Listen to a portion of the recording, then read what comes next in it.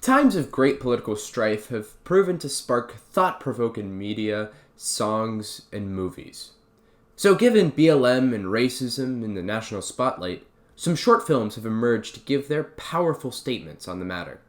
And who better to talk about them than a white guy? And they both won Oscars.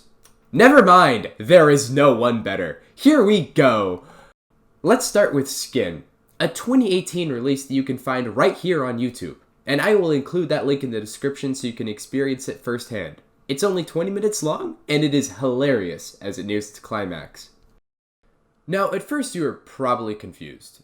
It isn't that bad, and the concept seems good initially. Some good acting, especially with the kid. He actually really sold excitement in the snake fact scene. Like, he actually sounded like how a kid would talk, and I like that. But then this scene happens, and that's it. I have checked out for the rest of the movie. I don't know how anyone makes it past this scene. Between the attack and the kidnapping, there are 3 scenes. The snake fact family bonding, the couch surfing, and then the truck family call at night. Somehow, the assortment of black characters, who, according to IMDb, they have names, except they're never said in the movie, nor is anything, because they have no dialogue. Well, anyways, they know the route our main character travels down, but also where he lives, which leaves me with the question, how? In none of these 3 scenes do we see Jeffrey being stalked, and they couldn't have tracked the truck because they're in a different vehicle during the attack. But whatever, ignore that, I guess. They're omnipotent, and I just have to accept that. So what do our black characters, who are apparently a gang, according to IMDb, what do they do next? They spend the next 24 hours, because remember, it was night, and there's a day shot before it is night again, so they spend 24 hours tattooing a white man, completely black, head to toe. In this scene, you can actually see his ass, and his wife sees him front on, which means they tattooed all of him. And then they dump him at his house, where his wife ends up recognizing him, because it is pretty obvious, and somehow his kid doesn't realize it's his dad and doesn't see or hear him talking to his mom, who puts down her gun, and the kid fucking shoots him. It was so stupid. I laughed so hard. And the kid was clearly upset when his dad was beating up the black guy who was being nice and playful with him in the store, and then he just immediately just bang, better start blasting. Hilarious. I think that's all I have to say. When you start a movie this serious and then end it completely cartoonish, it just heightened the comedy. Now for our next Oscar-winning short film, we have Two Distant Strangers. You too can watch this.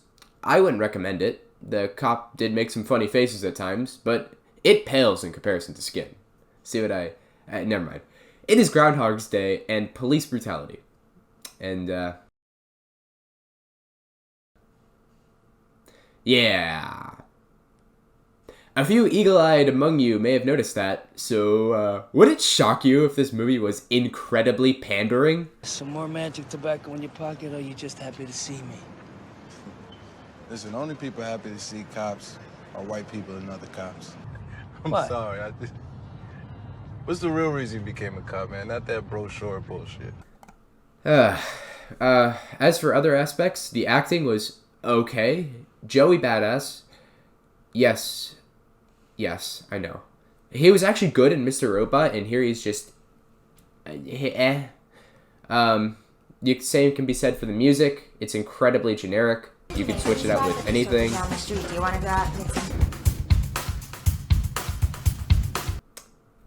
Case in point. Now, most importantly of all, the story. The end of this short film has the revelation that Officer Merkus had previous knowledge of all their interactions, and he just wants to kill black people. Now, before we get to that, let's cover one thing that I guess people and the Oscars don't care about. The fact that this is childishly stupid and makes the rest of the movie not make sense. This scene is fascinating for so many reasons. So Merc is here and is fully uniformed. How? So in every loop, he's standing outside on the street corner, right? And if it normally takes about, like, say 10 minutes for Joey to wake up to him dying, and he spends maybe 20 minutes since waking up this time to instead make breakfast and not spend any time going outside, then Officer Merk, who is always at that street corner, apparently he's omnipotent. He waited for the time, and then Joey never came out. So then he rushed over to the police station and gathered a full squad of SWAT guys and came back in like 5 minutes? What? Or did he know that Joey wasn't going to go outside, I guess, so he immediately got ready upon telepathically knowing Joey's actions. It doesn't make any sense. And also, it concludes them realizing that he got the address wrong. Apartment 6! No! And the face he makes is of genuine, like, oh no. He looks horrified at his mistake. But the end of the movie monologue revealed Merk has been trying to kill Joey every day.